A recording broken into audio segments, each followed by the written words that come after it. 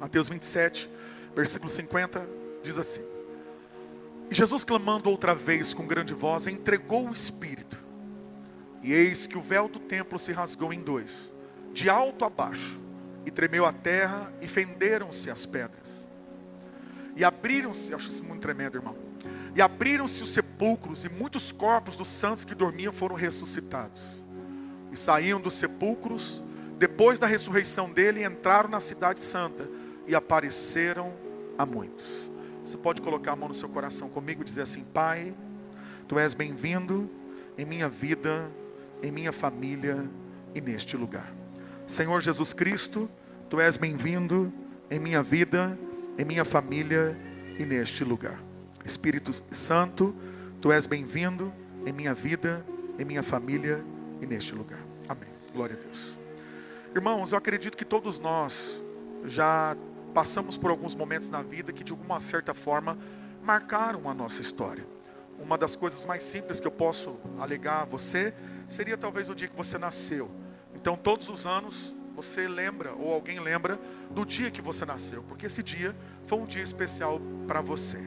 Junto disso nós podemos viver outras experiências, como talvez o primeiro dia de aula, como talvez nosso primeiro relacionamento, como talvez o próprio casamento, e outras coisas que a gente vai vivendo durante a vida e que vão gerando em nós marcos, que nos transportam para uma lembrança de um momento, de algo que aconteceu em nossas vidas. Eu nunca me esqueço que aconteceu algo comigo e que aquilo foi um marco, porque parece que mudou a minha mente a respeito da percepção que eu tinha ao meu respeito mesmo.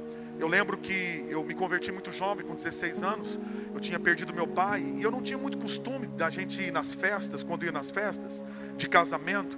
Então a gente ia lá, e geralmente nós não ia lá, eu não ia lá como adolescente, para na verdade fazer as coisas de adulto. Então eu era um adolescente, uma criança que tinha crescido.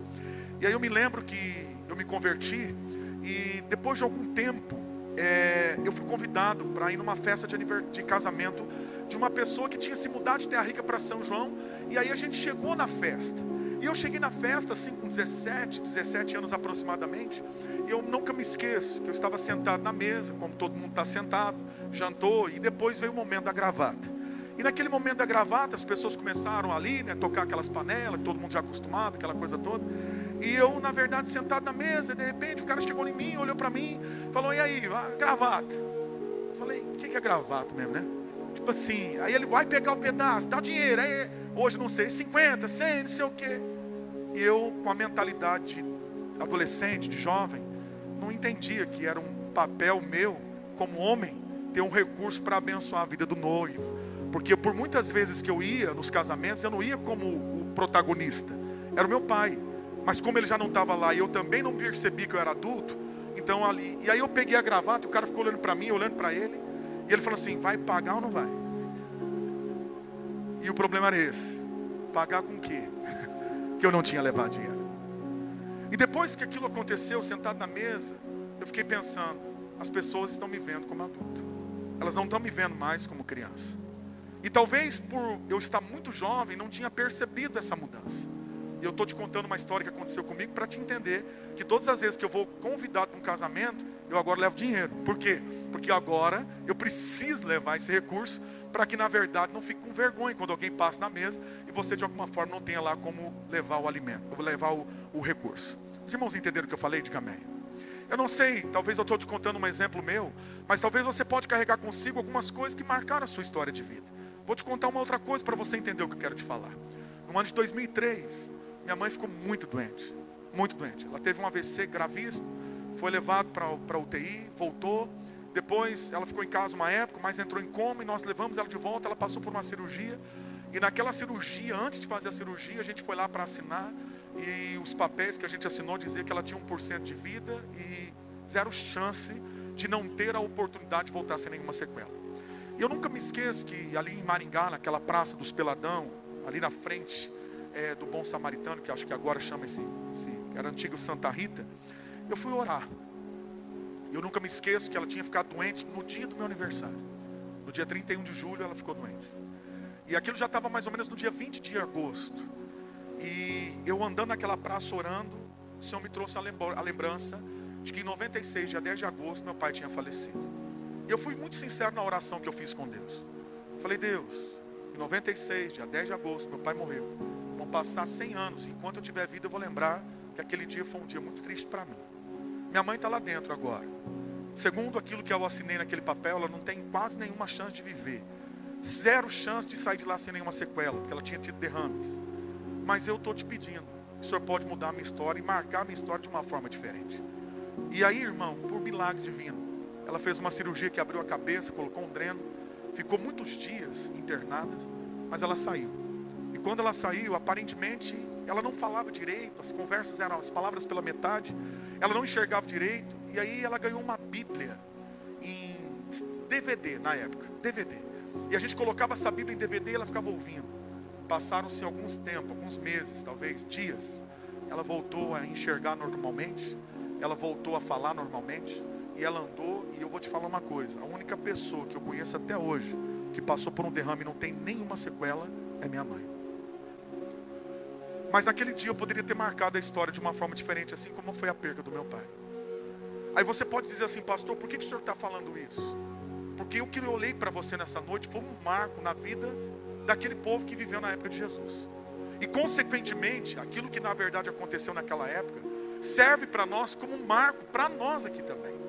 Porque o texto que a gente acabou de ler diz que Jesus no dia que estava sendo crucificado, ele quando entrega o Espírito, a Bíblia diz que ele bradou, em tua mão entrego o meu Espírito. E a Bíblia diz que o véu do templo se rasgou de alto a baixo. Talvez quando a gente olha para a nossa visão natural ou ocidental do processo, a gente talvez não entende o que Deus estava marcando naquele dia, ou o que Deus estava fazendo naquele dia. Mas aquele dia Deus estava estabelecendo um marco que mudaria completamente a concepção total da forma que as pessoas iam cultuar a Deus e da forma que na verdade elas poderiam se relacionar com Deus. Para você entender o que eu vou te falar, a gente precisa, eu vou resumir aqui, na verdade, Levítico 16 ou Levítico 23, que fala na verdade o dia de Yom Kippur. O dia de Yom Kippur, irmão, era um dia onde todo judeu se preparava com jejum, com oração, e ele preparava também um sacerdote, porque era o dia chamado Dia do Perdão, que acontecia mais ou menos no dia 10 do mês de Abib, que seria na verdade setembro ou outubro do nosso mês. E quando na verdade esse dia o Senhor pedia que acontecesse, a ideia de Deus era ali simplesmente marcar aquele dia como o dia do perdão, se caso Deus recebesse o perdão. E a palavra de Deus nos mostra, você pode ler em Levítico, que havia um ritual muito intenso para que aquilo acontecesse. O sacerdote era revestido da sua estola sacerdotal, eles ficavam aproximadamente 25 horas de jejum, eles não dormiam de noite com medo dele ter um sonho, com uma poluição noturna, ficar em pecado, entrar lá e morrer. E a história diz que então na verdade ele, num determinado momento, entrava num lugar chamado lugar santo ou santíssimo. E aquele lugar só podia só entrar o sumo sacerdote uma vez no ano para oferecer oferta como perdão dos pecados da nação. E para atravessar aquele véu que separava o lugar santo do lugar santíssimo, segundo alguns historiadores, como foi o templo, passou por algumas reformas. Primeiro era o tabernáculo, e o tabernáculo tinha aproximadamente 4,5 metros de altura, porque ele era móvel. Mas o primeiro templo, que era o templo de Salomão, diz os historiadores que ele tinha 13,5 metros de altura. E depois você vai perceber que no templo de Herodes, eles colocaram 18 metros de altura. Não sei se você sabe, mas a frente da nossa igreja tem aproximadamente 7, 8 metros. Coloca mais 10 metros para cima para você ver. E esse véu não era só, na verdade, um tecido alto. Segundo alguns historiadores, como Flávio José, diz que ele também era tecido de cordas, e que na verdade ele chegava a ter de 4, 6, 10 até 16 centímetros de largura. Ao ponto que, para que se colocasse um cavalo amarrado na cortina de um lado, o outro cavalo do outro, e eles não conseguiam rasgar, porque eram muito fortes. E então, quem tinha acesso àquele lugar era só o sumo sacerdote. Mas naquele dia que Jesus estava sendo ofertado naquela cruz como uma oferta perfeita para nós, a Bíblia diz que algo aconteceu que eles não sabiam o que estava acontecendo. E o texto está dizendo, que nós acabamos de ler aqui, que o véu do templo se rasgou de alto a baixo. E aí, o que isso fala para aquele povo? E o que isso tem a ver para nós hoje aqui? Eu gostaria de compartilhar com você aqui, dizendo para você que o véu do templo se rasgou. E a primeira coisa que eu queria falar com você aqui é que você vai ver que Deus estava mostrando através daquele véu sendo rasgado de alto a baixo, que era na verdade a dor de um coração de um pai. Por que era a dor de um coração de um pai? Porque você vai ver que havia um costume em Israel, que todas as vezes que eles perdiam filhos, eles tinham o costume de rasgar as suas vestes, de jogar cinza na cabeça, de se vestir de pano de saco e de ficar numa condição de tristeza, porque eles chamavam isso de luto. A Bíblia fala que lá em Gênesis 37, a partir do versículo 34, quando os irmãos de José chegaram para o pai Jacó, pegaram a túnica dele, que eles mentiram dizendo que José tinha sido morto. Falaram que pegaram a túnica dele de cores, rasgaram ela, melecaram de sangue, mataram o animal e levaram para o pai dizendo: pai, José morreu. A Bíblia diz que Jacó, porque amava mais José do que os outros, o texto diz que ele rasgou as suas vestes. E a palavra de Deus diz que quando ele rasga as suas vestes, os filhos todos vieram para consolá-lo e falou: eu não vou ficar consolado até o dia que eu desça para a cova, assim como José foi. Sabe que na verdade Deus estava falando para nós naquele dia que ele estava rasgando o templo? Ele estava dizendo para nós: enquanto vocês estão vendo meu filho sendo crucificado na cruz, eu estou vendo ele morrer. Eu estou rasgando meu coração de dor por aquilo que ele está passando naquela cruz. A palavra de Deus diz que Davi, lá em 2 Samuel capítulo 13, a partir do versículo 30 ao 31, quando houve um motim, Absalão na verdade se levanta. O texto diz, irmãos, que na verdade veio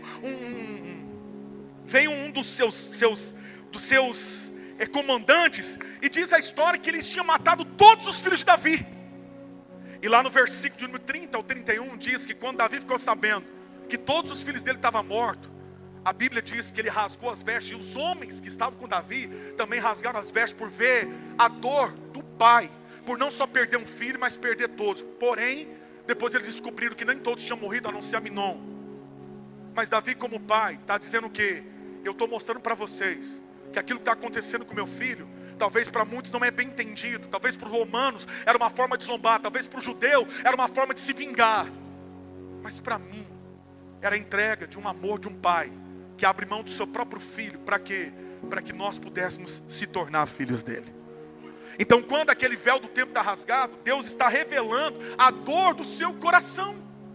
Quando você pega a Bíblia em Jó capítulo 1 versículo 18 ao 20, fala que Jó, quando recebe a notícia que os seus 10 filhos tinham morrido, as 3 meninas e os 7 meninos, o texto diz que Jó rasga suas vestes, veste pano de saco, joga cinza, porque era a única forma que ele tinha de dizer: eu estou com meu coração rasgado, eu estou com meu coração quebrado.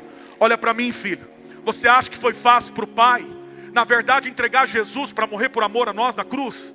Você acha que foi fácil para o pai olhar para tudo aquilo que ele estava passando e ficar em silêncio? Porque o próprio Cristo disse para o próprio Pedro: se eu quisesse eu mandava 12 legiões de anjos e me tirava daqui.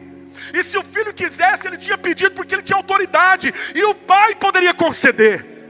Mas por muitas vezes ele orava dizendo: pai, que não seja feita a minha vontade. E o pai, para sustentar o sofrimento do filho, o que ele fez?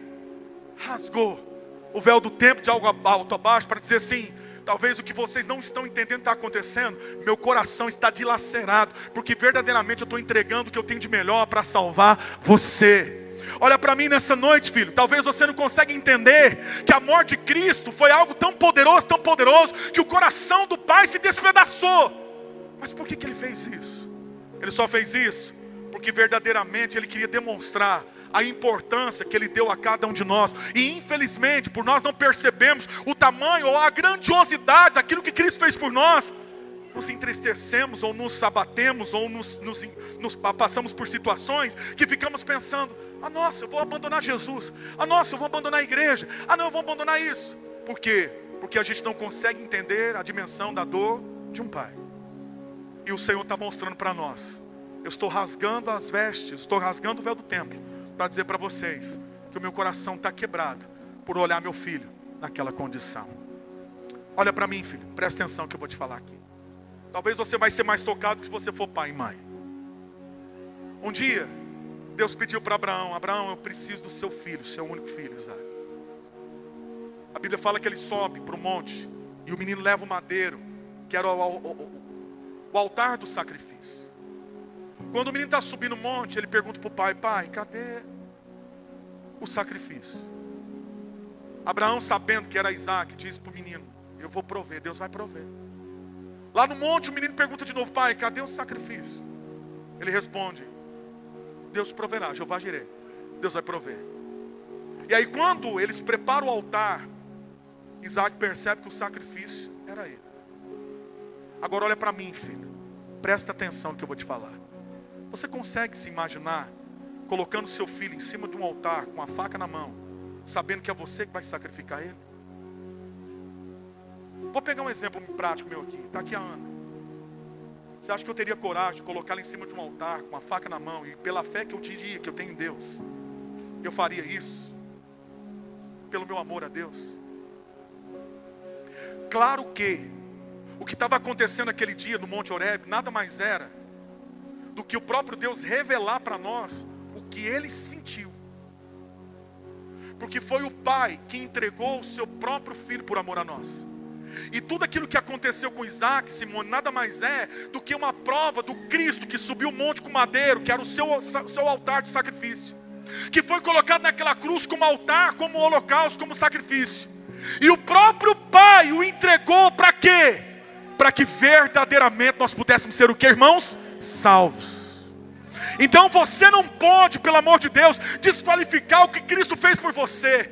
Porque afinal de contas o que Ele fez foi algo muito, mas muito poderoso. E quando eu me coloco no lugar de Abraão, eu reconheço, eu falo para o Pai: Pai, talvez eu não teria coragem de fazer o que Abraão fez. E eu falo a verdade, porque eu também não teria coragem de fazer o que o Senhor fez. Quando a Issa nasceu, sempre falo para você que Deus falou muito comigo, porque foi a primeira. Eu peguei ela no meu braço, vi ela chorando, com o queixo tremendo, e os olhos eram lentos para abrir e fechar. E quando eu peguei ela no meu braço, eu fiquei assim, muito emocionado. E o Espírito Santo falou comigo: eu amei você ao ponto de entregar o meu filho por você. Eu olhando para ela, emocionado, digo: eu não tenho coragem de entregar por amor ao Senhor. Olha para mim, filho. Olha para mim, por favor. Você acha que foi fácil para Deus entregar Jesus por amor a você? Mas o Pai rasga o véu do templo para dizer: meu coração está em pedaços, mas eu quero te dizer que eu amo você. Quem está entendendo o que eu estou falando, diga amém. Segunda coisa que aconteceu é que aquele véu do templo, ele representava um período que nós chamamos na Bíblia de dispensação. Aquela dispensação chamava a dispensação da lei, e que as pessoas viviam verdadeiramente por mérito. E aí você vai ver que quando Deus está rasgando a veste do templo, que ele foi rasgado de alto a baixo, você vai ver que Deus estava mudando literalmente a dispensação. Lá em 1 Samuel capítulo 24 fala a história de Davi e Saul. Vou te contar a história para ficar mais fácil você entender. Davi começou a ser perseguido por Saul, que era o rei. E um dia Davi se esconde numa caverna, e o rei está na verdade com 600 homens, o rei Saul. E a Bíblia diz que ele tem vontade de ir no banheiro. Naquela época não tinha banheiro. Ele entra dentro da caverna. Qual caverna? A caverna que Davi está escondido com seus homens. E ele baixa para fazer as suas necessidades. E os homens que estavam com Davi sabem que o rei está perseguindo Davi de todo jeito, tentando matar Davi. E aí os homens falaram para Davi: Davi, Deus é maravilhoso, porque Ele colocou o inimigo dentro da arapuca. Cara, tá fácil. Irmão, deixa eu falar uma coisa para você. Acho que matar as pessoas não é muito difícil, mas ele com as calças arriadas deve ser fácil, seja sincero. Talvez eles falam: está fácil, Davi, está na nossa mão, está fácil. A Bíblia diz que Davi falou: não vou tocar no ungido de Deus. Mas Davi, para provar que ele poderia ter feito algo contra Saul, ele vai de uma forma muito sutil e corta uma parte do seu manto. E Saul era o rei, ele estava vestido de vestes reais. Quando Saul sai dali, Davi também, Davi levanta a parte cortada de Saul: Deus tinha me entregado você nas mãos, mas eu não vou fazer nada contra você, porque você é ungido de Deus. E ele se arrepende de ter feito isso. Mas uma coisa acontece naquele dia. O quê? Que naquele dia o Senhor já tinha dito, e aquilo era só mais na verdade uma metáfora, de que o reino de Saul tinha sido cortado, acabado, e que o próximo rei de Israel não seria mais ele, mas seria Davi. Davi está com a parte das vestes reais, por quê? Porque ele está dizendo: foi cortado. Eu quero dizer para você que quando o véu rasgou, o que aconteceu, Alessandro? Nada mais é do que Deus mudou a dispensação. Antes era a dispensação da lei. As pessoas viviam por mérito. O reinado era a lei que reinava. Mas através da morte e ressurreição de Cristo, algo foi cortado. E o que foi cortado?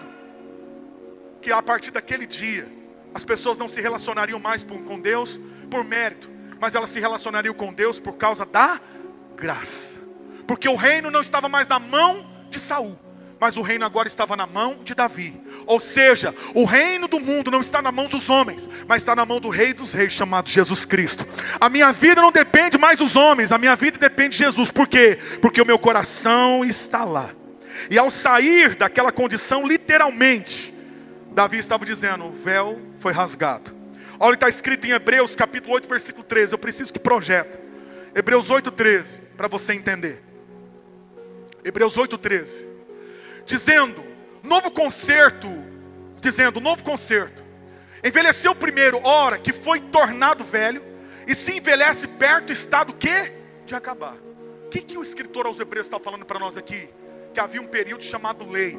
Mas depois que veio a graça, o velho ficou obsoleto. Olha para mim, filho. Alguém aqui lembra do videocassete? Lembra? Quem lembra do videocassete aqui? Tá velhinho, hein? Aleluia. Alguém lembra aqui do DVD? Lembra, irmão? Ah, entendeu? Alguém lembra aqui, vou apelar, da radiola? O sangue de Jesus tem poder. Aleluia. Ô glória. Agora deixa eu fazer uma pergunta para os irmãos. Cadê os LP? Cadê os vídeos cassete? Cadê os DVD? Por quê? Passou. Tudo agora é colocado em nuvem. Não precisa mais nem de pendrive, irmão. Agora por que tudo passou? Porque aquilo que ficou velho, ficou obsoleto, não serve mais. Sabe qual é o problema? O problema é que muitos de nós ainda queremos nos relacionar com Deus baseado não naquilo que passou, não naquilo que nós estamos vivendo, mas naquilo que passou. Você não deve viver a sua vida cristã baseado no seu mérito. A justiça própria é o inimigo, na verdade, da graça. Por quê? Porque quando você merece, faz por merecer, a glória é sua. Mas quando você reconhece que aquele que morreu na cruz, morreu sem nenhum pecado, e tudo que ele fez foi pensando em mim, eu só tenho uma resposta para dar, qual?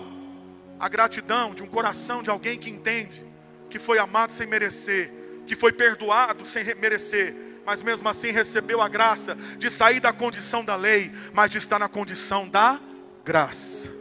Por isso eu quero dizer para você, aquele véu rasgado representava uma mudança de dispensação. Terceiro lugar, irmão, o que aquele véu representava? Representava que agora não era só o sacerdote, uma vez no ano, vestido daquela túnica sacerdotal, movido por aquele chamado que Deus tinha dado a ele, que teria acesso a Deus. Olha para mim, filho, por que muitas vezes as pessoas sempre colocam alguém na frente de Deus? Já percebeu isso? Muitas vezes quando a gente não conhecia a palavra, a gente colocava imagens. Por quê? Porque quem sou eu para chegar diante de Deus? Aí depois que a gente converte, alguns colocam pastores, líderes, pessoas. Porque na concepção dele, ele não é tão poderoso assim. Então o irmão que tem mais intimidade é mais poderoso. Olha para mim, irmão. Eu não estou dizendo que quem não tem maturidade ou quem tem mais maturidade não tem de alguma forma mais experiências. Mas eu não posso te afirmar que esse irmão tem mais acesso do que você pelo tempo de crente que ele é. Porque o que abriu o leque para a entrada da presença de Deus não foi o seu histórico eclesiástico, mas foi verdadeiramente a ideia de que o sangue que foi derramado nos deu a graça de tornar autorizado para entrar. Então você pode orar onde você quiser, na onde você quiser, na hora que você quiser. Por quê? Porque há um acesso dado a você.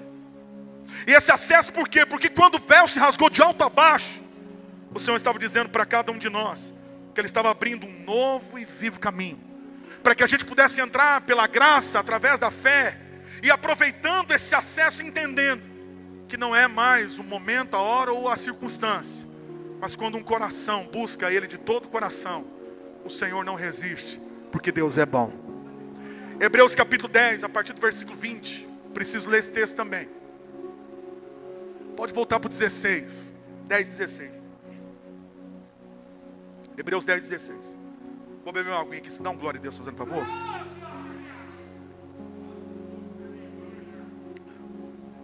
Fala por irmão, aperta o cinto, nós vamos decorar. Nós vamos decolar. Porque o que você vai ouvir hoje aqui, filho, você nunca vai ouvir em nenhum lugar. Escuta o que eu estou te falando, vamos embora. É só lá mesmo. Este é o concerto que farei com eles depois daqueles dias, diz o Senhor. Porei as minhas leis no seu coração e as escreverei em seus entendimentos.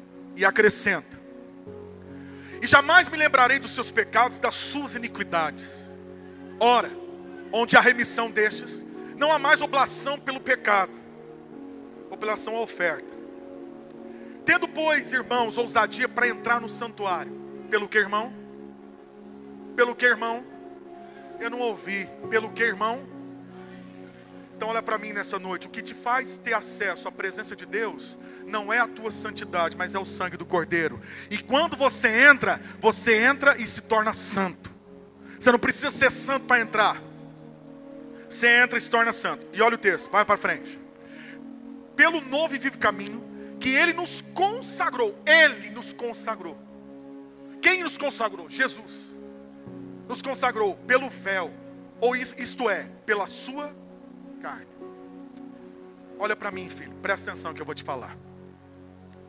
Jesus, por algumas vezes, Ele disse assim: olha, o templo foi edificado, em 3 dias ele vai ser destruído. Como o último templo da época de Jesus era o templo de Herodes, Agripa, eles demoraram 46 anos para colocá-lo em ordem. E aí Jesus está falando: o templo vai ser destruído, em 3 dias ele vai ser retificado. As pessoas falaram: isso é impossível. Mas Jesus não estava falando do templo que seria Ele pessoalmente, o templo físico. Jesus estava falando do templo que era o próprio Cristo, que através da sua vida na terra, abriria a porta do relacionamento direto com Deus. Quando Jesus está falando que o véu que foi rasgado foi a sua carne, olha para mim, filho. Quando Jesus Cristo naquela cruz foi dilacerado por amor a nós, escuta o que eu vou te falar. Ele estava mostrando para nós que verdadeiramente o seu coração estava se abrindo totalmente para que você pudesse ter acesso ao coração dele. Sabe qual é o problema muito de nós? É que nós, escuta o que eu vou te falar, sinto no meu espírito dizer aqui nessa noite, nós não somos sinceros para com Deus. Nós queremos manter uma aparência com orações religiosas, ou até mesmo quando falar coisas meio soltas ao ar, mas muitas vezes não rasgamos nosso coração, não falamos a verdade. Olha, filho, deixa eu falar uma coisa com você. O acesso foi te autorizado, então você pode entrar na presença de Deus. Eu já subi no monte para orar com pessoas que estavam com cigarro na mão, e ele falava assim para mim: pastor, eu estou fumando. Ele falou: não tem problema, não, vamos orar. Ele levantava uma cigarro e falava assim: Deus, o Senhor sabe que eu não consigo largar disso aqui, mas eu estou aqui te pedindo. Olha para mim. Pergunta, pastor, o que aconteceu com esse irmão? Pergunta. A última conversa que eu tive com ele faz 17 anos que ele parou de fumar. Agora deixa eu falar por quê. Porque ele não foi lá ser mentiroso, ou dizer: olha, eu estou com vontade, mas assim, pai, é só um traguinho. Não, eu não dou conta, eu não aguento, eu não consigo. Meu Deus, o Senhor abriu o véu. Eu quero entrar e lançar a minha miséria, o meu pecado, a minha fragilidade, o meu problema. Eu quero ser sincero com o Senhor.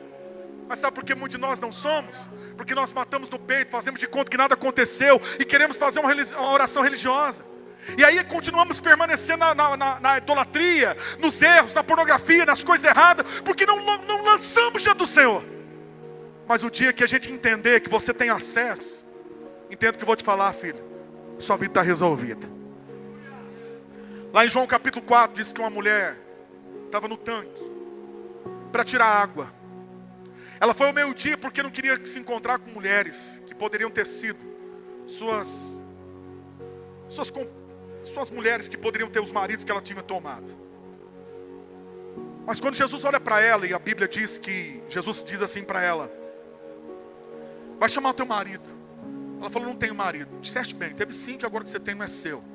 Ela percebeu que ela era profeta. E quando ele percebeu que era profeta, ela falou: aonde que nós vamos adorar?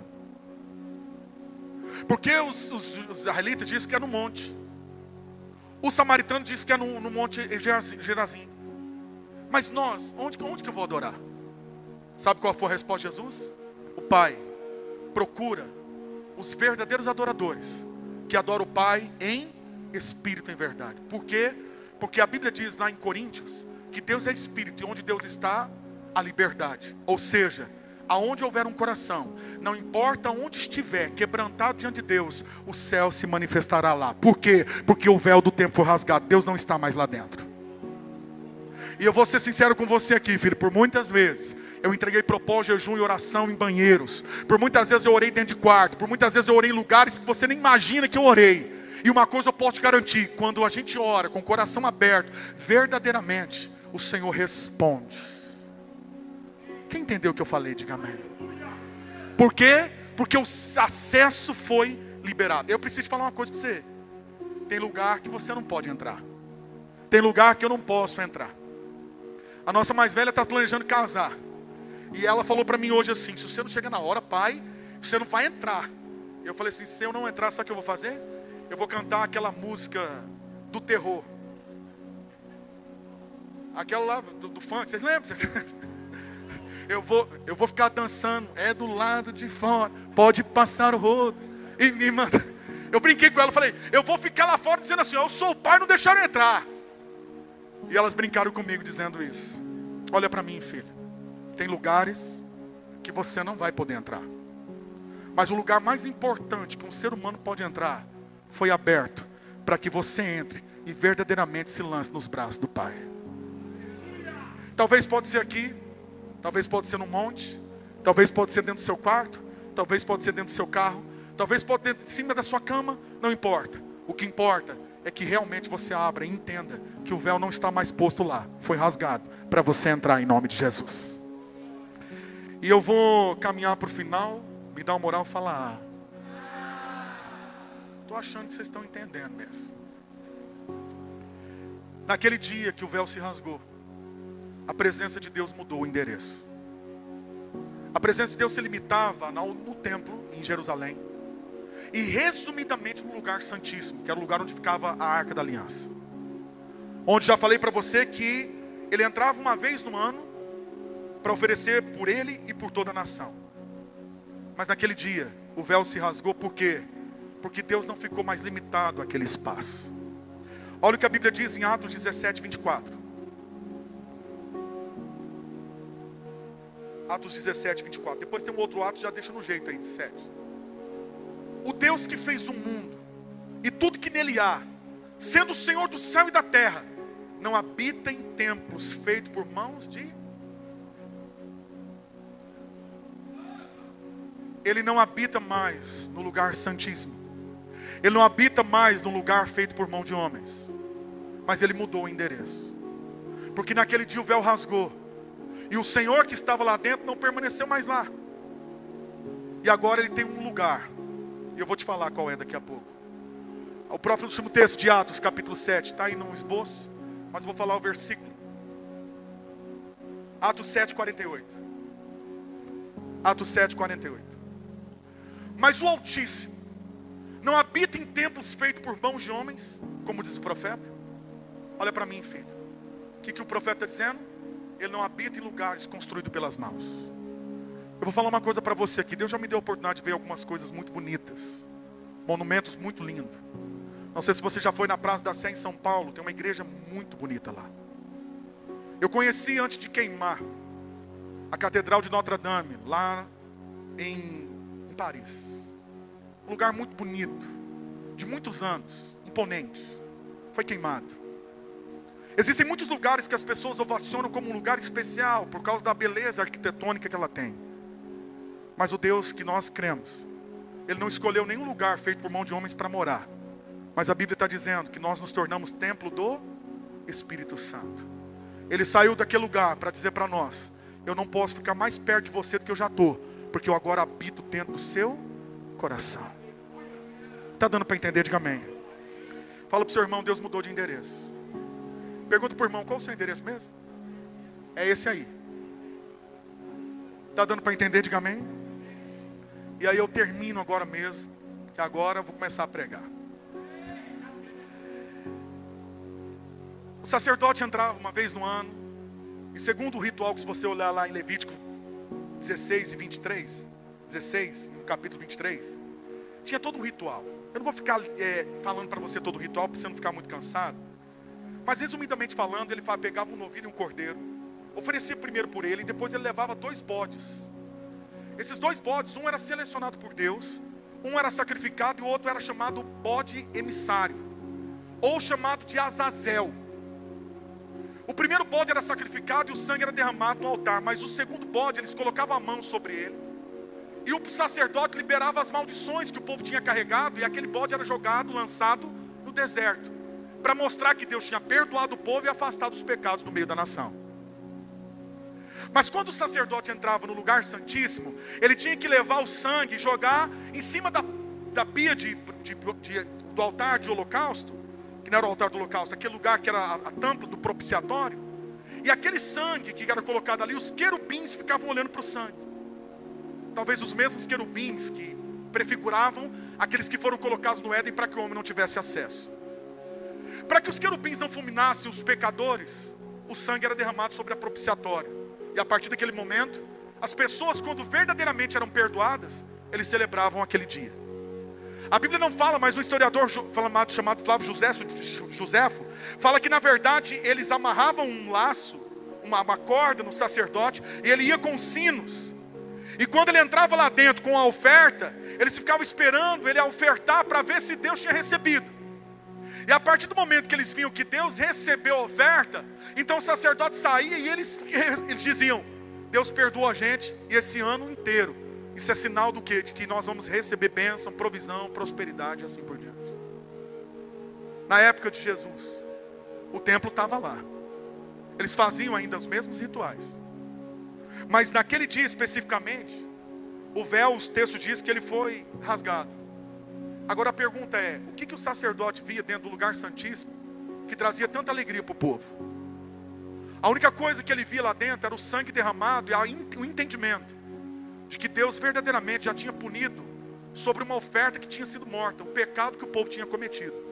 E por causa da morte daquele cordeiro ou daqueles bodes, como eu expliquei para os irmãos aqui, eles pudessem ser perdoados, e por ser perdoado, ter a certeza de que eles seriam abençoados por mais um ano.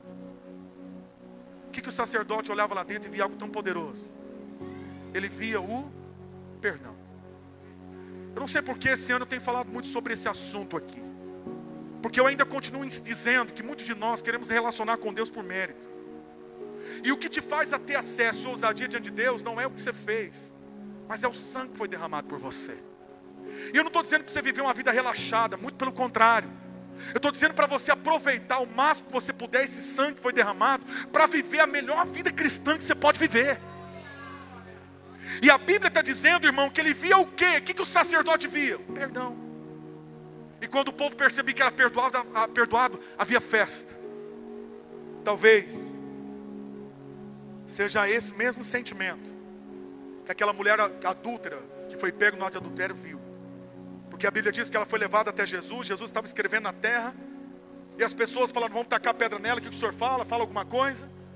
O senhor manda a gente pedrejar? A lei manda, o que eu faço? Jesus falou: quem não tiver pecado, atira a primeira pedra. Aquilo que eu falo para você: ninguém que vai tacar uma pedra, ninguém está com a pedra dando risada, está com a pedra com ódio.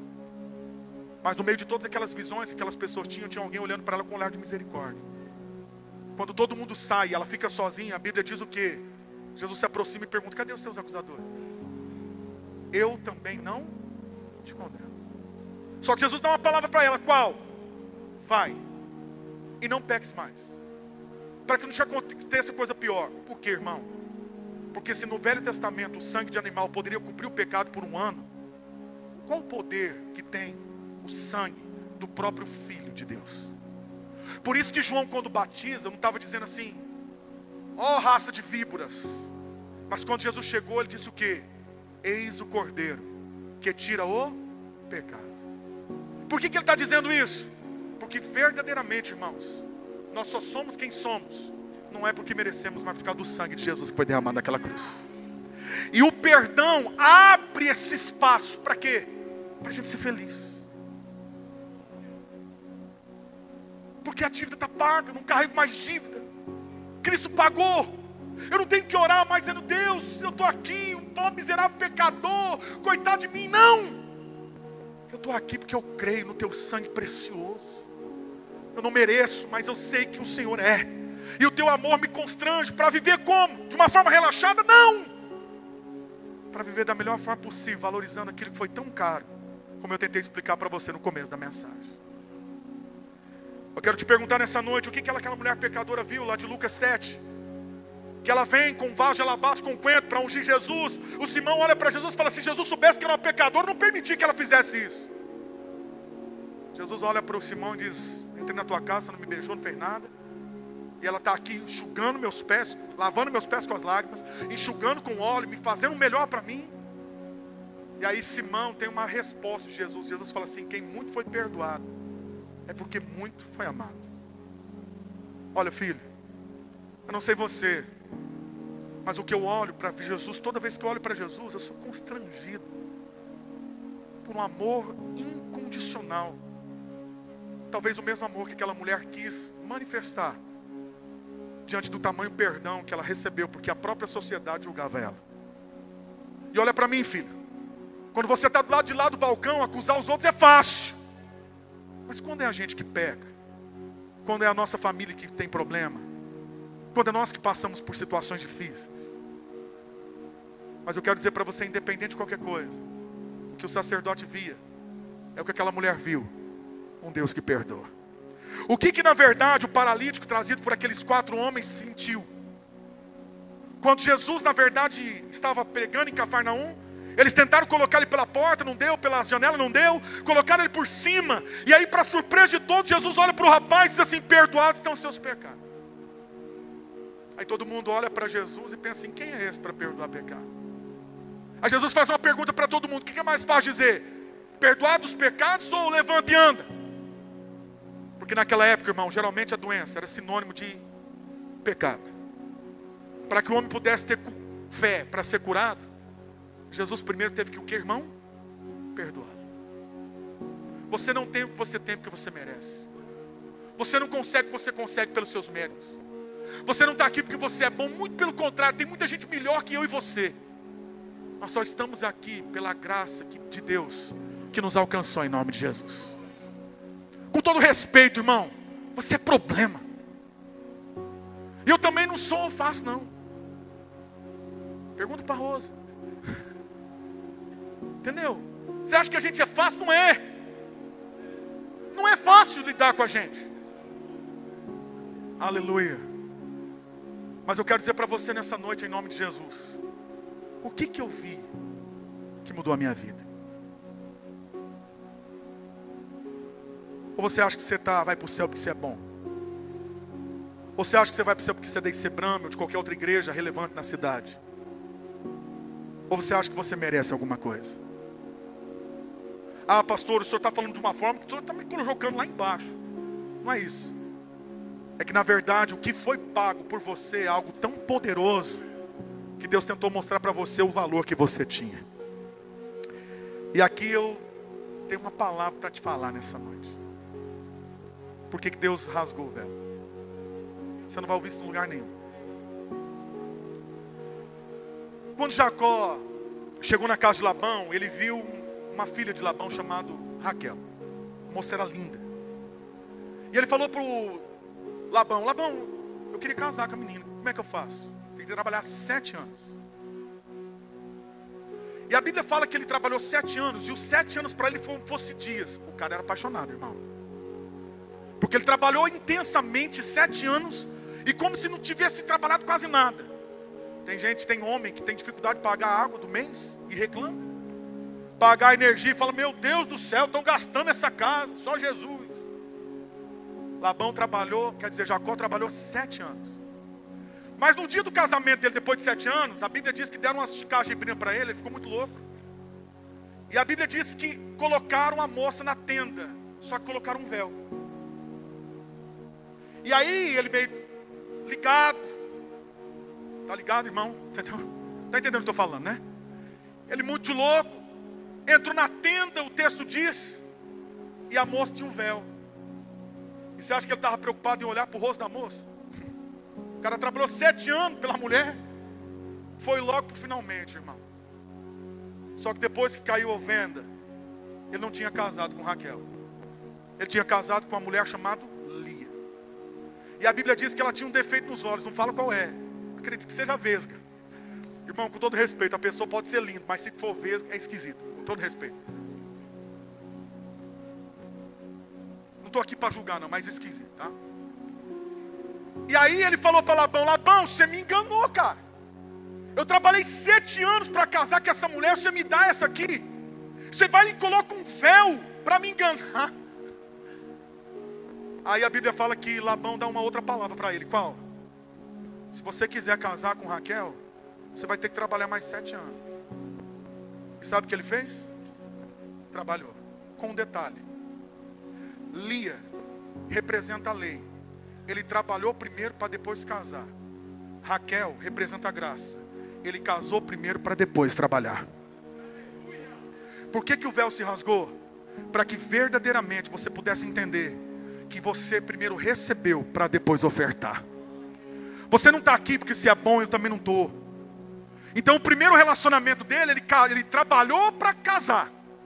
Mas o segundo ele casou e depois foi trabalhando. Porque nós só somos o que somos porque recebemos primeiro. E eu tenho uma outra palavra, quero falar para você, que daria uma pregação aqui. E aí eu vou terminar mesmo. Porque eu vou te falar uma coisa, irmão. Eu estudei, tá? Estudei. Mas olha para mim. Lá em 1 Samuel, 2 Samuel 15. Fala que Absalão, filho de Davi, tinha assumido o trono. E ele começou a perseguir todo mundo que era do exército de Davi. E a Bíblia fala, irmão, que havia um homem chamado Itai. E a Bíblia deixa claro que Itai era um giteu. E o giteu, Fernando, era um filisteu. E a história diz então que Davi, quando fugiu de Saul por causa da perseguição, foi parar numa caverna, chamada Caverna de Adulão. E ali ele se juntou com 400 homens perdidos. E eu quero crer que dentre aqueles 400, inicialmente, o Itai estava lá. Itai, mesmo sendo filisteu, porque Davi lutou contra Golias e Golias era um filisteu, se tornou um homem de muita confiança de Davi. E ele se engraçou com o rei. E a Bíblia fala então que nesse processo de Absalão tomar o trono, todos os soldados de Davi ficou em risco. Por quê? Porque eles podem talvez se levantar contra nós. O que vai acontecer? Aí Davi olha para todo mundo que está fugindo junto com ele e fala assim: ô Itai, não fica não, porque você não é judeu, as pessoas não vão te perseguir, sai fora. Itai olha para Davi e fala assim: eu não largo, porque verdadeiramente eu sei quem o Senhor é. Eu termino dizendo para você: o que Itai viu no rei? Porque Itai sabia que ele era um gentil, um miserável, pecador. E ele encontrou um homem que assumiu o trono e colocou ele no lugar que ninguém poderia colocá-lo. Agora, no momento que esse homem está precisando, eu vou abandonar? Olha para mim, filho. Sabe o que é muito triste no tempo presente que a gente vive? É que parece que todo mundo que fala mal da igreja são espirituais e abandona a sua fé ou questão de congregar. Mas sabe o que eu quero te falar? Como é que a gente chegou aqui? Como é que a gente chegou na presença de Deus? Eu não sei você, mas eu cheguei só o pó da rabiola, emocionalmente falando. E espiritualmente nem se fala. Mas eu contemplei o rei. E o rei me tirou de onde eu estava, me colocou num lugar firme. Agora a pergunta é: o que Itai viu no rei? Alguém que deu valor para ele. O que você veio fazer hoje aqui nessa noite? Lembrar que o véu foi rasgado porque alguém te deu valor. E eu preciso te falar que nessa noite ninguém te ama como Jesus te ama. Se você entendeu o que eu falei, se coloque de pé comigo nessa noite. Louvor.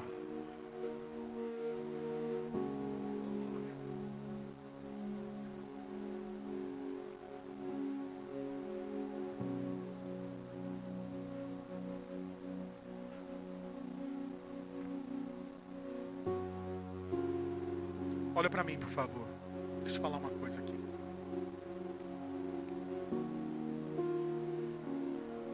Antes do véu do templo se rasgar, era uma outra forma de adorar a Deus.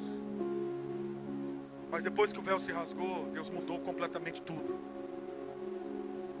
E a forma que ele teve foi de expressar tanto a verdade, tirar o véu, Para quê? Para que você pudesse contemplar. Eu sinto no meu coração nessa noite dizer para você que está aqui em nome de Jesus. Sabe o que transforma a vida da gente, irmão? É quando a gente contempla Jesus. Sendo Coríntios 18, 3:18 diz que nós somos transformados, refletindo a imagem dele como um espelho.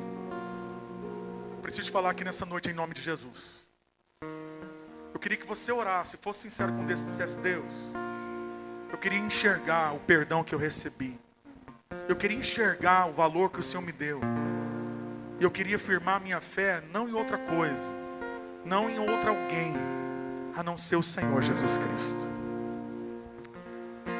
Se você nessa noite for sincero com Deus, escuta o que eu vou te falar, filho. Talvez você está aqui perdido por problemas de relacionamentos, por coisas que você tem enfrentado na sua vida, talvez por enfermidades que tem tentado assolar a sua vida.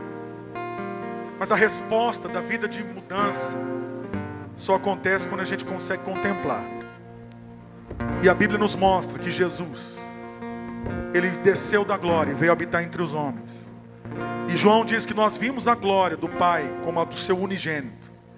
E nessa noite eu gostaria que você pudesse, assim como sacerdote, entrar nesse lugar santo, contemplar a presença de Deus e, acima de tudo, enxergar o tamanho do perdão que você recebeu. Porque o que me assombra não é, irmãos, o tamanho do amor que Deus tem por mim apenas, mas é a minha fraqueza que me faz me vender por pecados insignificantes, coisas que eu sei que não vai me satisfazer, mas por não perceber que eu sou amado e perdoado, continuo insistindo nos mesmos erros. Feche seus olhos nessa noite, peço para o Espírito Santo abrir os seus olhos espirituais. O véu do templo se rasgou de alto a baixo. O véu do templo se rasgou de alto a baixo. Deus não está habitando mais em templos de pau e de pedra. Não é mais só o sacerdote que entra naquele lugar. Não. É todo aquele que verdadeiramente crê de todo o coração e que recebe pela graça de Deus o perdão em nome de Jesus. Eu gostaria que nessa noite você pudesse ser sincero com Deus aqui. Você pudesse ser sincero com Deus. Fala: Jesus, eu preciso te ver com os meus olhos espirituais.